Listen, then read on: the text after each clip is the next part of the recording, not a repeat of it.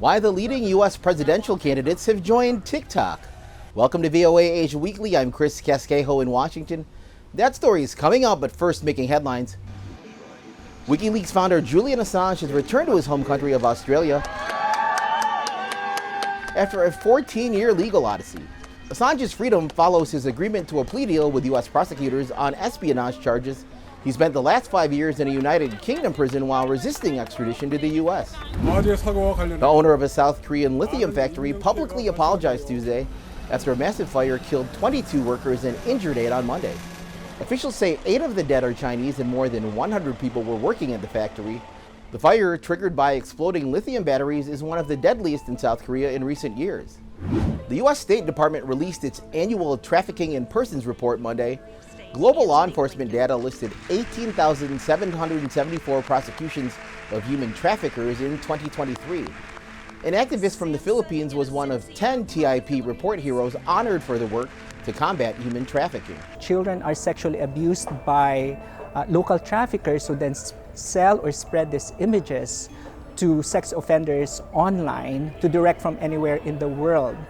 And according to the study that we have conducted to determine the scale of harm of this crime in the Philippines, close to 500,000 Filipino children are actually victims of this crime in 2022 alone. So that's 1 in 100 Filipino children are victims of this crime. Since 2016, International Justice Mission Philippines has helped remove 544 children from situations of commercial sexual exploitation and 1,237 children who were at risk of online sexual exploitation crimes. Thousands of cricket fans in Afghanistan took to the streets of Islamabad on Tuesday to celebrate their national team's first ever entry into the Cricket World Cup semifinals. The team beat Bangladesh in Australia. They lost to South Africa in the semis on Thursday. U.S. President Joe Biden and former President Donald Trump agree on few things, but a ban on the Beijing-based social network TikTok is one of them. Now, with the presidential election at stake, both are joining the platform they previously attempted to take down. Will it make a difference on Election Day? VOA's Tina Trin reports. The president is now on TikTok. It's my honor. Presumptive Republican presidential nominee Donald Trump joined TikTok this month. Chiefs or Niners? Two great quarterbacks, hard to decide. President Joe Biden did the same in February.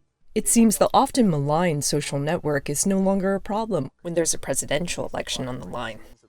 The entire social media world has changed in the 4 years between the last presidential election and this one. This is the first one in which TikTok is the dominant force that it is now.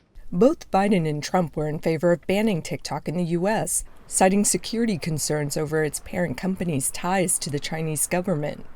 But with 170 million users in the U.S., 44% of them aged 18 to 29, TikTok represents a critical opportunity to win over young voters. Still, even as more Americans get their news on social media, a recent study finds it's not why they're there.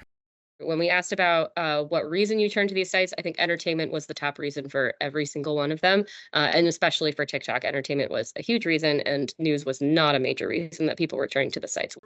TikTok users come across news indirectly through opinion or humor-based posts referencing current events.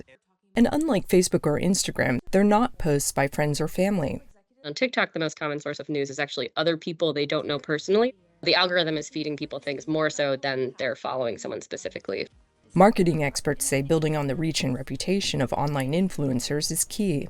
You've got to figure out a way to, convey your message and explain why you'd be a better president in a way that's going to make sense and not turn people off on this platform that they've come to for fun. They haven't come to hear your political ad. In what's shaping up to be a close race, TikTok influencers might just be this election season's digital campaign managers. Tina Trin, VOA News, New York. Finally, a movie that is moving people to tears in Southeast Asia has become a surprise hit. The movie is called How to Make Millions Before Grandma Dies. Its theme is universal, a story about bonding with family. It attracted more than 10 million moviegoers worldwide and made $23.7 million in the first few days after its release in Thailand, making it the top Thai movie in Southeast Asia. Thanks for watching VOA Asia Weekly.